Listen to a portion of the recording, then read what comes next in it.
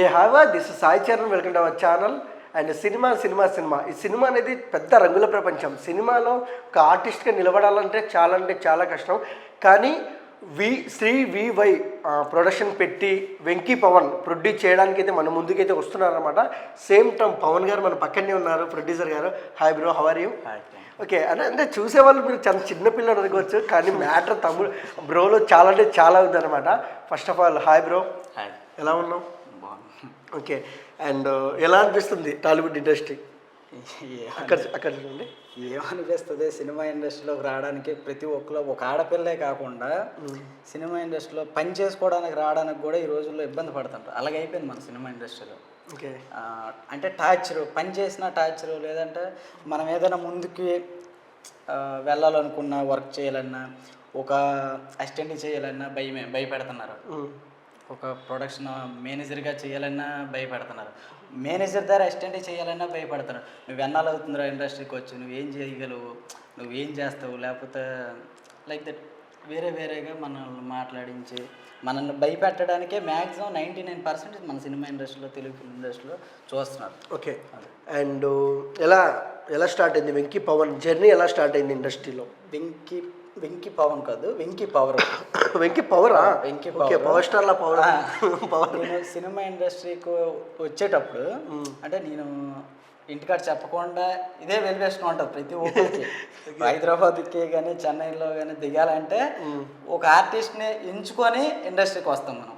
ఇప్పుడు ఏంటి, మనం ఒక గోల్ అనుకుని వచ్చి కష్టపడి దాన్ని మనం అప్గ్రేడ్ చేసుకొని పైకి వెళ్ళాలని ఒక నమ్మకం మీద నా బ్యానర్ శ్రీ వివై క్రియేషన్స్ అని ఓపెన్ చేశాను. Okay, and first of all Shri VY creation పెట్టడానికి ఈ ఆలోచన ఎలా వచ్చింది మీకు? నాకు ఆలోచన అంటే కొంతమంది ఏంటి శ్రీ వెంకటేశ్వర క్రియేషన్స్, శ్రీ లక్ష్మీదేవి క్రియేషన్స్, ఇవన్నీ ఎలా ఉంటాయంటే దేవుడికి భరోసా అయ్యి మనం సినిమా బ్యానర్ ఓపెన్ చేసి, ఆఫీస్ ఓపెన్ చేసి గట్రా చేస్తారు. నేను ఇన్క్లూడింగ్ ఏంటంటే రామ్ గోపాల్ సార్ లాగా నేను ఆయన్ని నమ్ముతాను ఎక్కువ. ఆయనలాగా ఏం చేస్తానంటే నా పేరు మీద బయట ఇంట్రొడ్యూస్ చేసుకుంటున్నాను. అమ్మ నాన్న నన్ను నమ్ముతారు, నా పేరు నేను నమ్మకపోతే నేనేం చేస్తాను? నీకు అర్థమైంది. అంతే.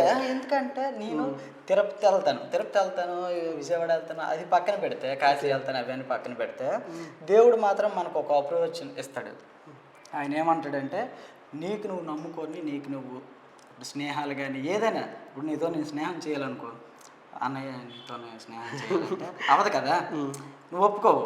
మన మూవీలుగా లైక్ దట్ మనం ఎలాగంటే, మనం స్కూల్లో చదివేటప్పుడు, హై స్కూల్లో చదివేటప్పుడు అలాగా పక్కన కూర్చొని అలాగా రోజు వస్తాం. మనం 365 days రోజు వస్తాం డైలీ. అలాగే మనం ఫ్రెండ్లీగా అయిపోతాం. అలాగే సినిమా ఇండస్ట్రీలో కూడా క్లోజ్మెంట్ పెరుగుతుంటే మన సినిమాలు కూడా అప్రోచ్ ఉంటాయి, మనకు లైఫ్ ఉంటుంది. Okay, and first of all అంటే ప్రొడ్యూసర్గా మీరు ఇండస్ట్రీలో అడుగు పెట్టాక ఏంటి ఎలాంటి ఫేస్ చేశారు, అసలు ఎలాంటి ప్రాబ్లం ఫేస్ చేశారు, ఎలా జరిగింది అసలు? అది పెద్ద అసలు స్టోరీ అన్నగారు. సింగిల్ టేక్లో చెప్పేస్తా. దీని సినిమా అది నేను మొన్న కన్నడ సినిమా అనేది ఒకటి చేశాను. ఆయన జాగ్వార్ సినిమా ప్రొడ్యూసర్ చేశారు. లేదు అంటే వాళ్ళు ప్రొడ్యూసర్స్, నన్ను మేనేజర్, హీరో నా friend Kannada hero Puneeth Raj Kumar sir దగ్గర చేసేవారు. ఆయన హీరోగా చేస్తున్నాడు. ఆయన నాకు బెస్ట్ ఫ్రెండ్. నువ్వు ఫారెన్ షెడ్యూల్కి రావాలి వెంకీ, ఏదైనా నీ వల్ల నాకు హెల్ప్ జరుగుతుంది, మంచోడివి అనేసి నన్ను రమ్మన్నాడు. అమెరికా వెళ్ళాము, షూటింగ్ చేసాము. దగ్గర 17 days చేసాం. 17 days చేసి వచ్చిన తర్వాత రాంబాబు గారికి అప్రోచ్ అయ్యాను నేను.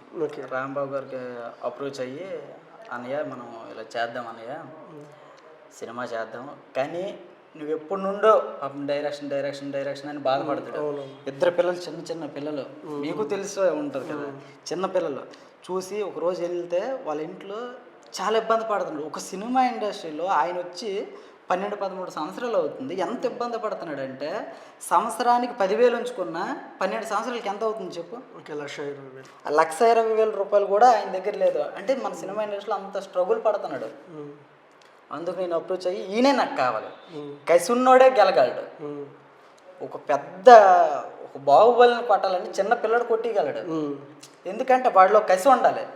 వాడేంట్రా నన్ను కొట్టేది, నేనే కొడతారా అనేసి. అందుకే సలార్ సినిమాలో పిల్లోడు క్యారెక్టర్లో వాడు కరెంట్ వాడు చచ్చిపోవడానికైనా సిద్ధం, కానీ అవతలోడిని పడగొట్టలేదు. అది ఎప్పుడైనా అదే గొప్పతనం. అందుకు నాకు రాంబాబు అంటే అసలు ఐ లవ్ రాంబాబు. ఈయన కన్నా ఇంకొక ఆయన ఉన్నాడు నజీర్ అనేసి. ఆయన ఒక జాబ్ చేస్తూ ఆయన ఎంత గొప్పోడంటే నన్ను ప్రోత్సహించి, వెంకి నువ్వు చేయగలవు, ఏదైనా నువ్వు చేయగలవు, ఒక ఆర్టిస్ట్ని అంటే తేగలవు, ఒక ఆర్టిస్ట్ని తెచ్చి కథ చెప్పించి ఆయన్ని ఒప్పించి. ఎందుకు అంటే నేను ఎన్ని సంవత్సరాలుగా పనిచేశాను, నువ్వు ఇది కూడా చేయకపోతే అవతల వాళ్ళు నమ్మరు కదా. ఒక ఆర్టిస్ట్ని తెచ్చి సార్ ఇది ఇది ఇది ఆ ఆర్టిస్టే మా సప్తగిరి అన్న. సప్తగిరి గారు, సప్తగిరి అన్న. ఐ లవ్ సప్తగిరి అన్న. ఎందుకంటే నాకు సినిమా ఇండస్ట్రీలో అందరూ నాకు 90%, 100%లో 90% క్లోజ్ అయితే సప్తగిరి అన్న నాకు అసలు బాగా క్లోజ్. ఓకే. సప్తగిరి అన్న అంటే ఆయన విధానము, నాకు కలిసే విధానము, నాతో ఫోన్లో మాట్లాడే విధానము ప్రతి ఒక్కటి బాగుంటుంది. తమ్ముడు చెప్పు తమ్ముడు, ఇది గైడెన్స్ ఇస్తాడు నాతోనే.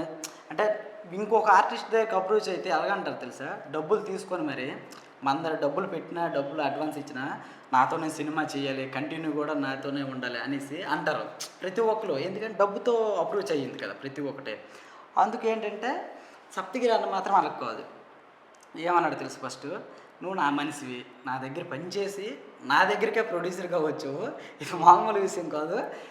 నన్ను బాగా ప్రోత్సహించి బాగా నీట్గా చాలా బాగా చూసుకోండి. ఒక దగ్గర మన దసపల్లి హోటల్లో కూర్చొని భోజనం చేసి తమ్ముడు చేద్దామంటే, అన్నగారు నీతోనే నేను సినిమా చేస్తాను, నీ దగ్గర ఉండే ఇండస్ట్రీ వదిలి వెళ్ళిపోయాను అదే రోజు, మళ్ళీ మీ దగ్గరికి వచ్చి నేను సినిమా చేస్తాను, మీతోనే చేస్తాను అని రాంబాబు కథ చెప్పాడు. అసలు అనకూడదు కానీ అంటే చాలామంది కథలు చెప్పింటారు కదా, రాంబాబు గారి కథను ఎందుకు నచ్చింది మీకు? రాంబాబు కథ ఏంటంటే ఆయన కథ గురించి నేను కథ కూడా చెప్తాను తర్వాత నెక్స్ట్ మన ఆఫీస్లో కూర్చునేటప్పుడు.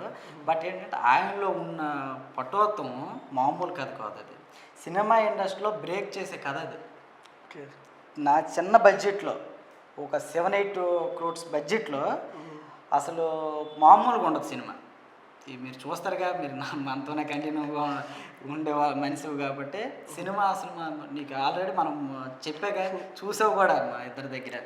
అలాగే సినిమా కథ మాత్రం చాలా అద్భుతం అన్నగారు. ఓకే. అండ్ ఇంకొక విషయానికి వస్తే, ఇన్నాళ్ళలో మీ ఇండస్ట్రీ జర్నీలో ఏ రోజైనా కంట తడి పెట్టుకున్న రోజు ఉందా? ఉన్నాయి. నేను 300 మందికి 250 మందికి ప్లేట్లు